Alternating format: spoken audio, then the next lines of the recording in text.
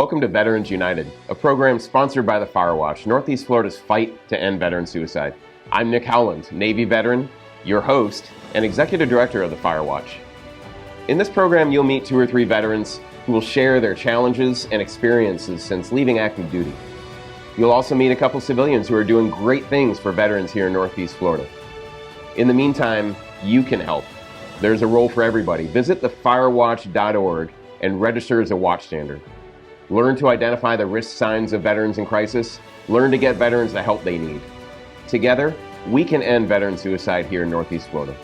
Enjoy the program.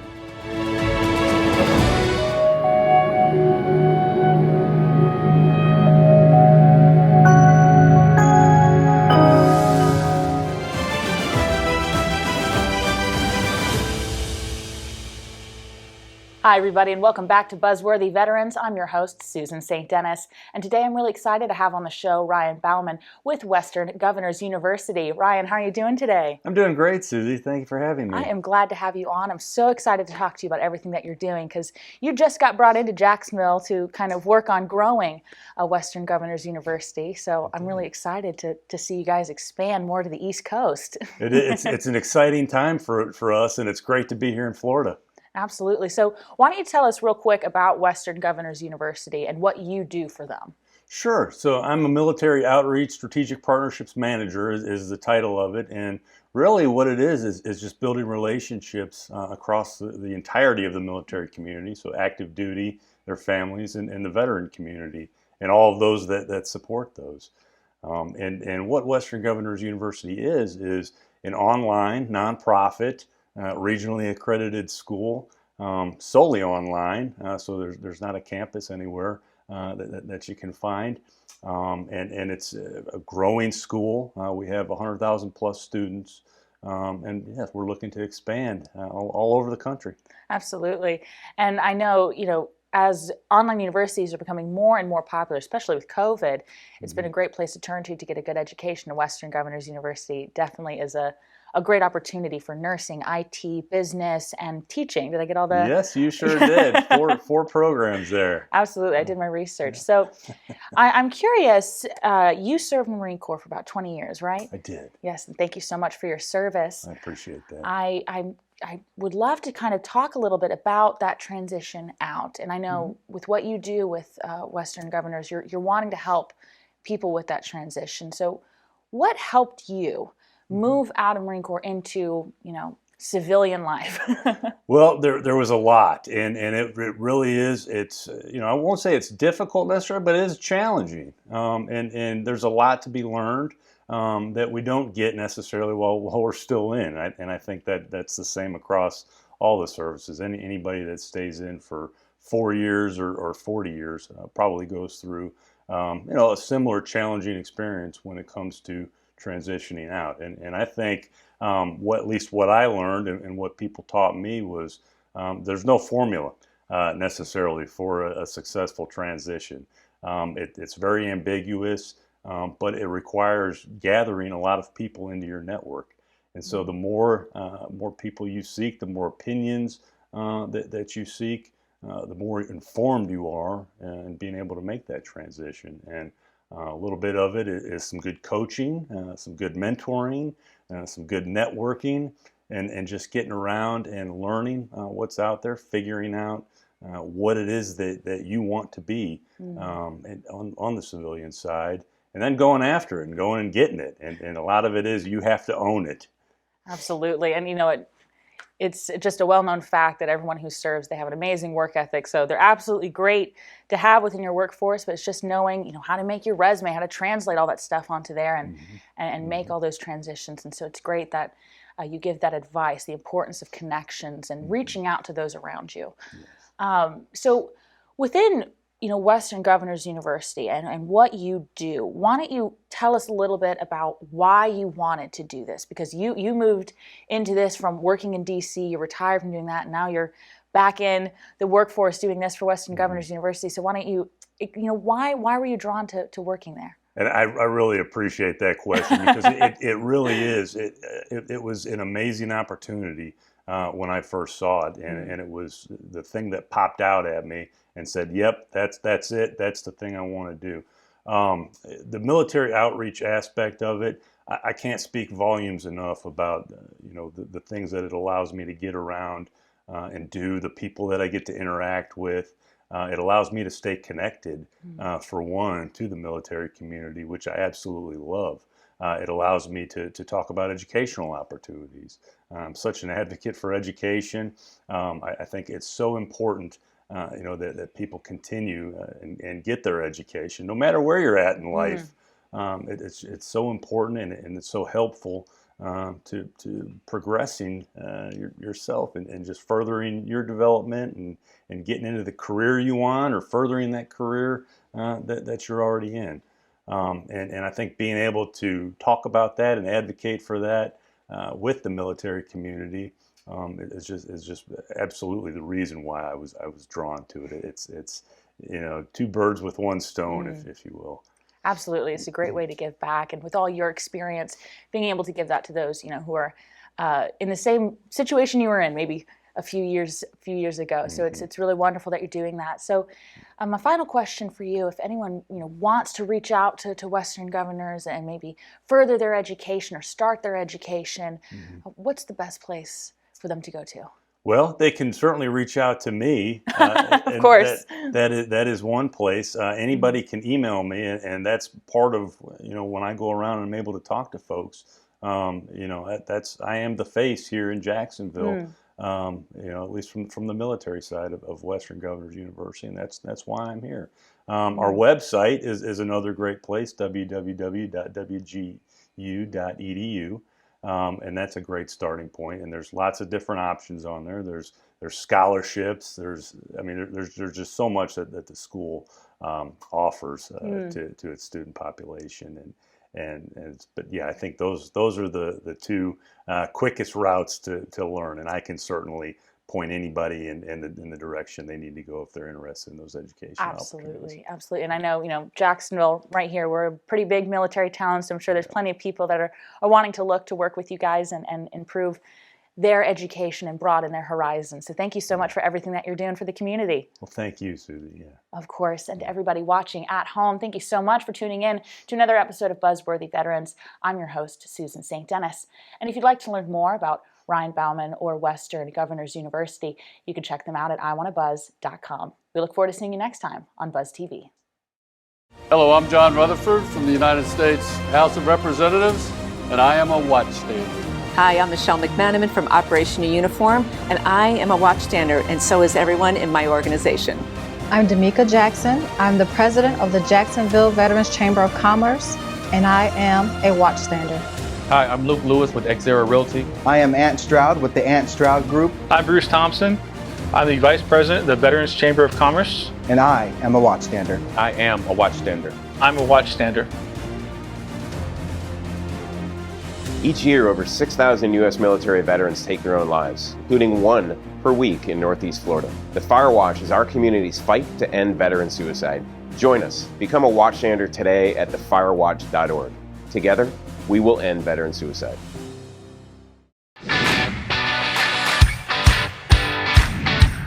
From Studio 3 at Buzz TV, it's The Horse's Mouth with Tom McManus.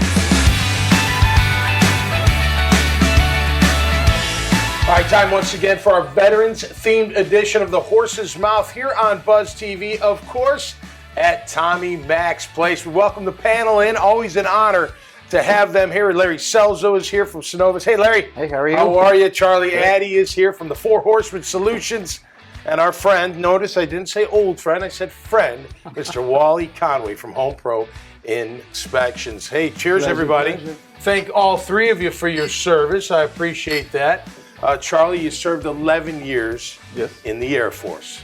Right out of high school, how'd you get into it? Actually, no, I was one of the few that waited. I did not go in until just after September 11th. That happened, and then I joined up right after. Okay. You, where are you from? What part of the country from? Small town, Louisiana. There's not really a name for it. Population about 7. That's great. So you, after that event, you walked in the recruiting office and enlisted. I did. Wow, that's fantastic. And you know, decreased it to 6. What's that? Decreased the population to 6. Yeah, right, Yes, I right, did. exactly. You know, my father, I talk about him a lot when we're talking about the veterans. Day after Pearl Harbor, he walked into an Army Air Corps recruiting office and enlisted. Left a full ride playing football, and he was a boxer at Rutgers University, and did this whole thing, 23 missions, shot down, prisoner of war, came back, went back to Rutgers. But man, that event inspired you so much to say, hey, I got to go do something. I did. I left the very same thing. I left a high-paying job and just walked out on a Monday and walked in on a Tuesday, and I was enlisted on a Wednesday. Wow, that's fantastic. Now, what'd you do with the Air Force? I started out being a crew chief. Okay. And then I went into the training and development sector and did a lot of that for both our Air Force and the Air Forces for other countries all over the world. Okay, wow, that's fantastic. And are you in IT now? Is that Four Horsemen Solutions? We are in IT. Okay. Yes, that's not my forte, but I still do the adult education and training side of that. Okay. But we do have IT products that are coming out left and right.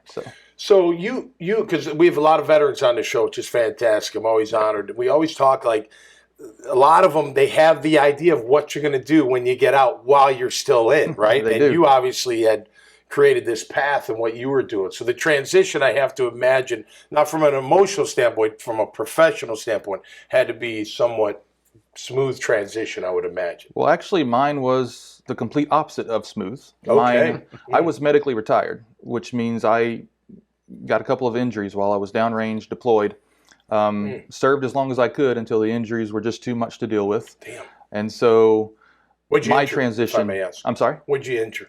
I have a broken back and several other, minor illnesses that go along with that. So, but yes, so everything I'd put in place for a transition was set up kind of on the premise that I was going to serve out my 24 years and then get out. Right. And so when I was given the marching orders to walk away, then I had to move everything up by almost a decade. So by the time I got out, I didn't have all of the degrees I wanted or anything like that. But I was at a place that was good enough to go on and walk my way through those degrees and ultimately lead to, kind of where I'm at now. So mentally and emotionally, you were ready for it, or was it a challenge? What kind of? I was ready for it because with the injury, it's one of those things where it gets a little worse and worse every day. So you kind of, at some point, you recognize that the writing's on the wall and that's going to happen. So I did the smart thing and I kind of prepared myself for that. Okay. But it's still a culture shock. You spend every day in and out. No doubt. And when you get out, it's a different pace. It's a different world. And people are lazy outside. I'm a school teacher now. So. Not structured, right? Or a mess out there. Yeah, exactly. So yes, I put myself in a good place. I recognized that there were going to be changes, and luckily I had a strong wife, strong kids, and they kind of helped me walk through it. That support system's everything. It is. It's massive. It sure is. All right, let's talk about the Four Horsemen Solutions. Four Horsemen. Are you a Notre Dame fan? How did you come up with the title, or who did come up with it? Actually, believe it or not, one of our partners' wives came up with that. Okay. Because the four gentlemen that started the company have known each other for years. I'm coming in on the back end. Okay. Replacing one of those who took a position elsewhere. Yeah. But yeah, a wife said, you guys are like the Four Horsemen. You never go anywhere separately and you're always together when you go. So great. It's one of those things. She said it stuck, and they didn't even mess with another name after that. That's cool. I like it. It's catchy, no doubt about it. What do you guys do there? What's your main We focus? design IT products. Right now we have a product that just hit the market. It's called SQL Assure. And any company that runs SQL servers and databases, this product's going to make their life easier. It's going to be heavy duty in the realm of taking care of their compliance and reporting issues. Any company that deals with government regulations knows how much of a tedious, time-consuming process that is. Our product automates all of that. Wow. Strips it down, but that's only half of what it does. We also have a whole nother section that just monitors those databases. It optimizes their performance and their operation.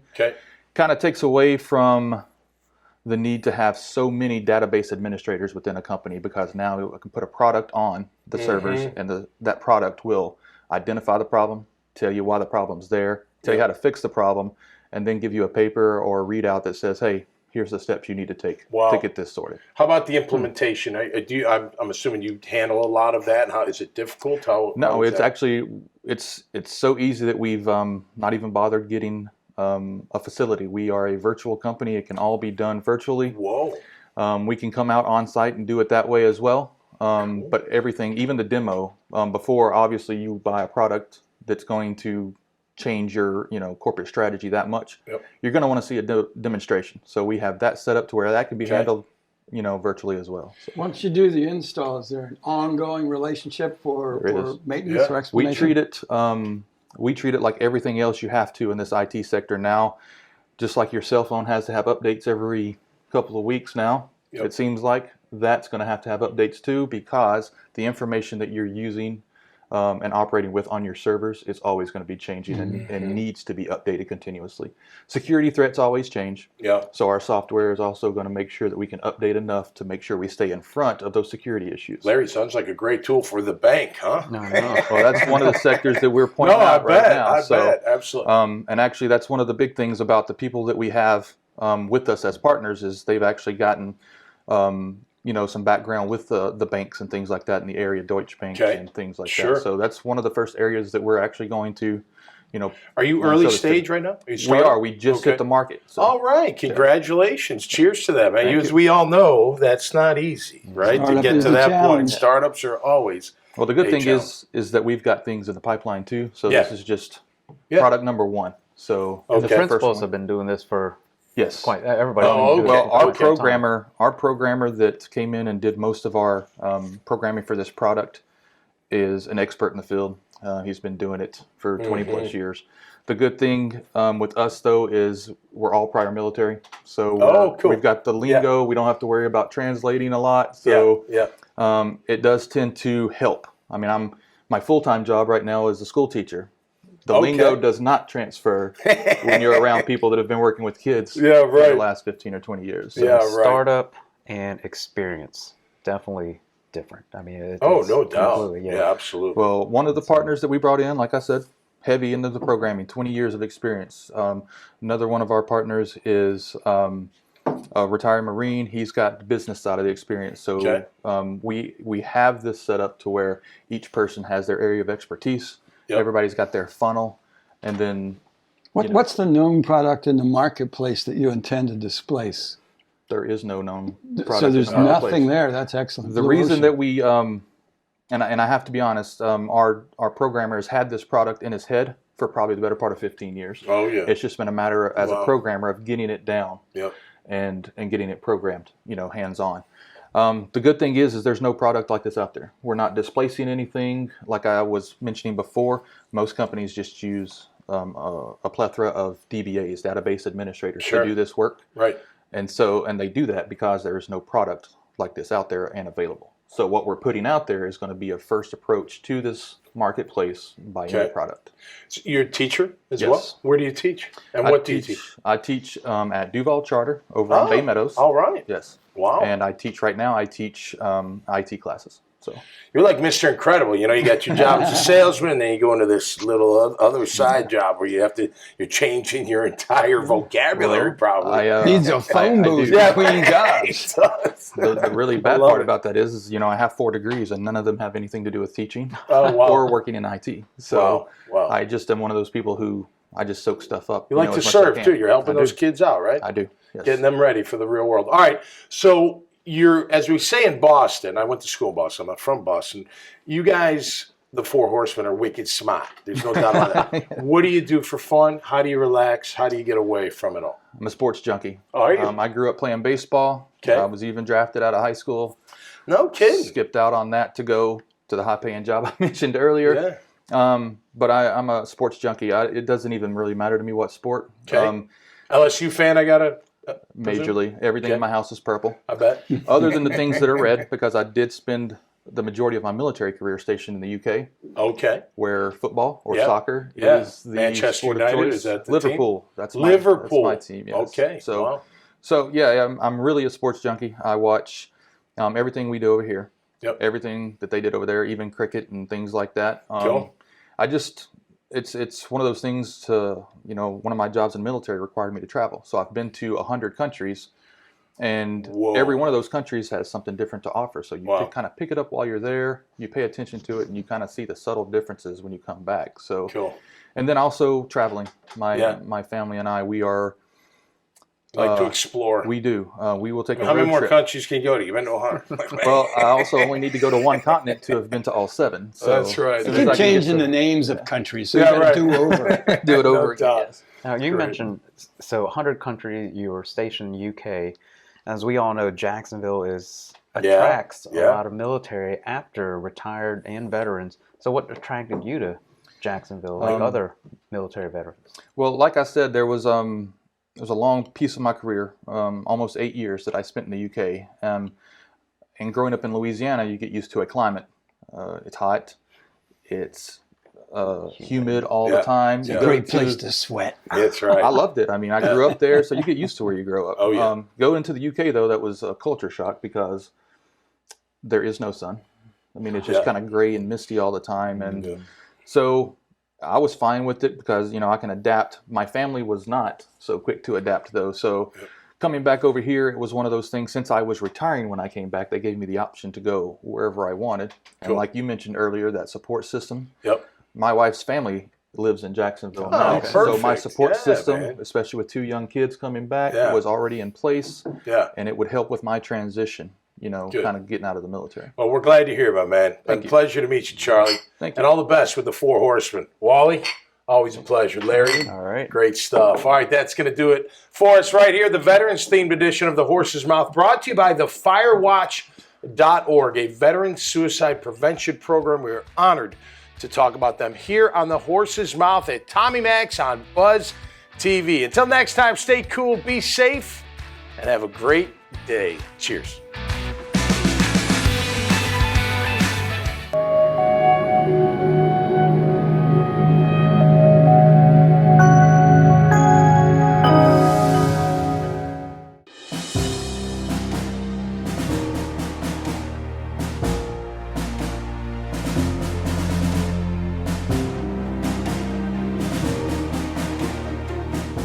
Welcome to another episode of 5 Minute Salute, a program that focuses on veterans doing great things in their communities. I'm Nick Howland, the Executive Director of the Firewatch, and your host for the 5 Minute Salute. And today we've got a great guest on, a 11-year Army veteran, a mentor, a coach, a public speaker, and a watchstander, Gerald Gangaram. Gerald, thanks for being with us.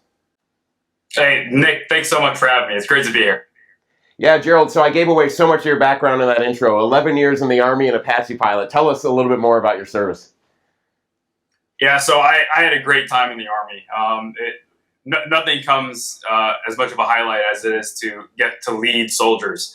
It's probably what I missed the most. But I graduated from West Point, went to flight school, was fortunate enough to be able to get to fly Apaches, so the Army's attack helicopter. And from there, I became a platoon leader, got to deploy to Afghanistan for Operation Enduring Freedom. And I finished my time as a major after I finished commanding the largest attack company in the world and being in charge of flight school. So it was really a great time. And you did 11 years. You are now out of the service, and you have kind of dedicated your career to speaking, mentoring, and coaching. Tell us a little bit about that. Yeah, so I strive to share that servant leader ethos that I honed from the streets of New York City to the skies of Afghanistan. I get to share my life lesson as a second service after that exciting military career.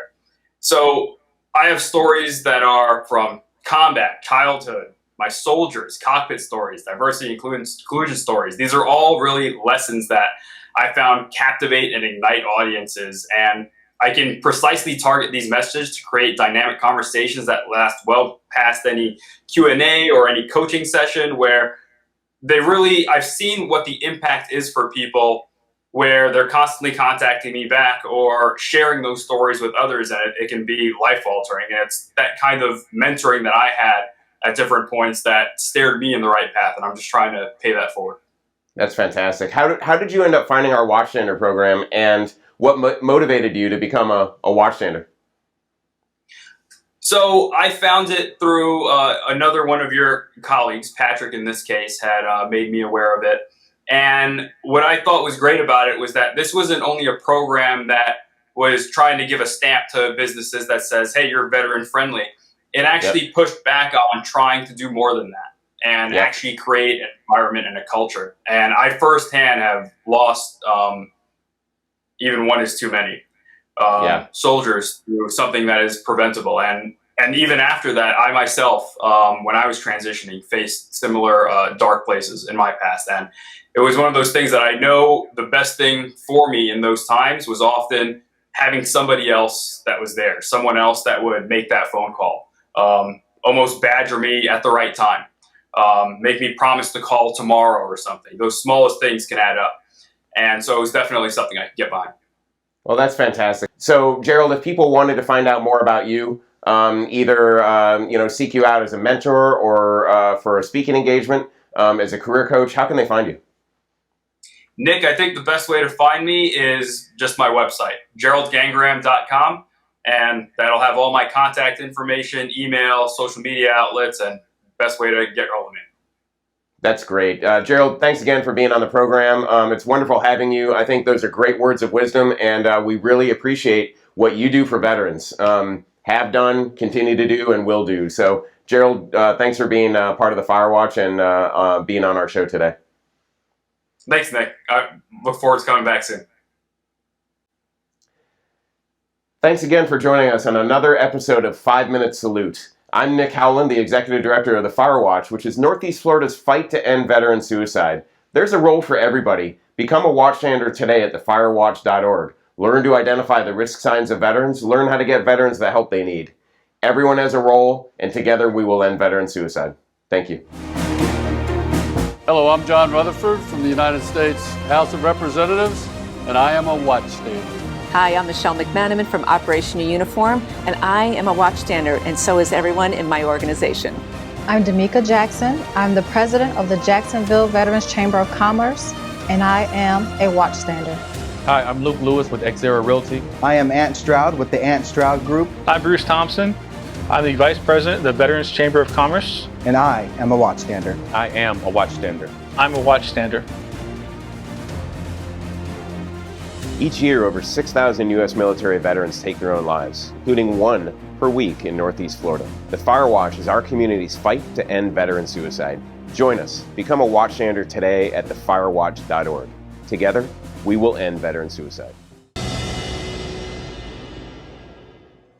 Thanks again for joining us on another episode of Veterans United. The Firewatch is Northeast Florida's fight to end veteran suicide. There's a role for everybody. Join us as a watchstander. Visit thefirewatch.org and learn to identify the risk signs of veterans in crisis, how to ask veterans if they need help, and how to get veterans the help they need. Together, we will end veteran suicide. The Firewatch, Northeast Florida's fight to end veteran suicide. Today is military... Okay, it was going so well.